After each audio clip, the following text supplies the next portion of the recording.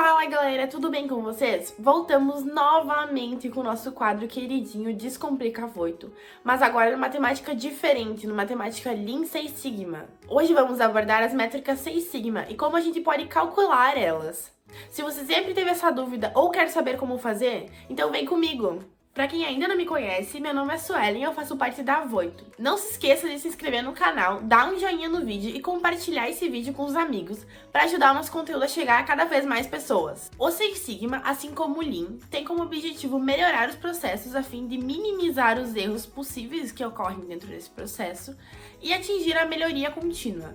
Mas, para melhorar o processo, a gente precisa ter alguma forma de metrificar o que está acontecendo ali dentro. Para a gente saber como analisar tanto como o processo está ocorrendo hoje, quanto como o processo vai ocorrer quando a gente conseguir modificar ele de forma a melhorá-lo. São diversas métricas que já existem atualmente e hoje eu vou explicar algumas delas para vocês. A primeira métrica que a gente vai falar aqui hoje é defeitos por unidade.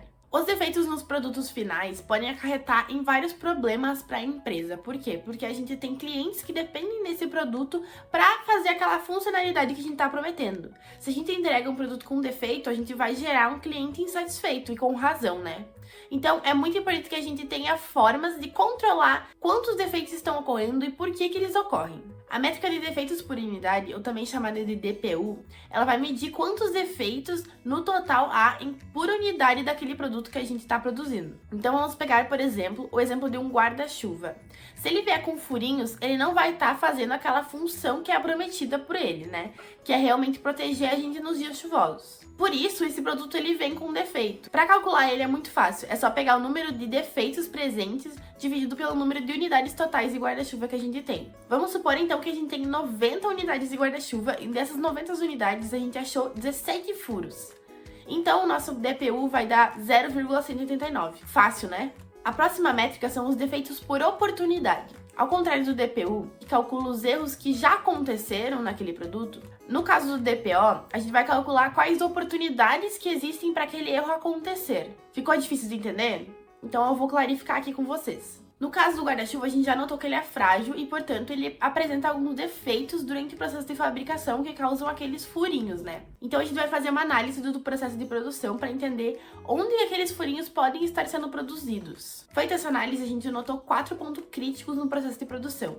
Na etapa de costura do tecido, na etapa de estruturação da parte metálica, porque pode ter alguma parte mais pontuda que vai furar aquele tecido. Na etapa de embalagem, em que é necessário ter um cuidado na hora de embalar aquele produto. E na etapa de transporte. Portanto, nesse processo a gente tem 4 oportunidades de erros. Ou seja, para calcular a nossa DPO, então, a gente pega o DPU, que é o número que a gente calculou antes, e divide por 4. Com isso, tem-se o DPO de 0,04725. Outra métrica muito importante é o defeitos por milhão de oportunidade.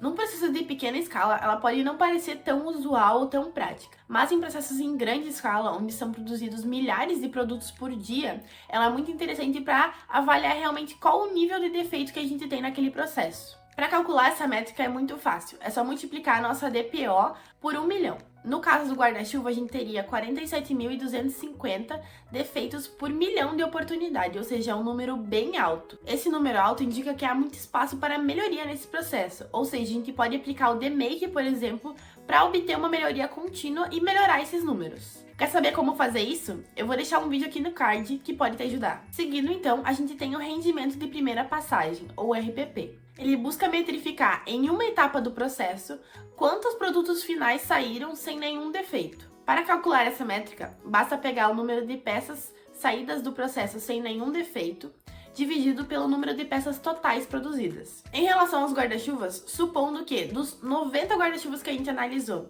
13 tinham defeitos, então a gente precisa diminuir os 90 dos 13 e dividir isso por 90. Isso resulta em um RPP de 0,855. Uma atençãozinha aqui nessa parte é importante. O RPP não é o contrário do DPU. Os defeitos por unidade são contabilizados através das peças que estão com defeito, sim, mas cada peça pode ter mais de um defeito, ou seja, a gente pode ter mais defeitos do que peças defeituosas. Por último, então, a gente tem o custo da qualidade ruim. Essa métrica é uma métrica importante para entender qual o custo para a empresa de um produto de má qualidade ou um produto com defeito.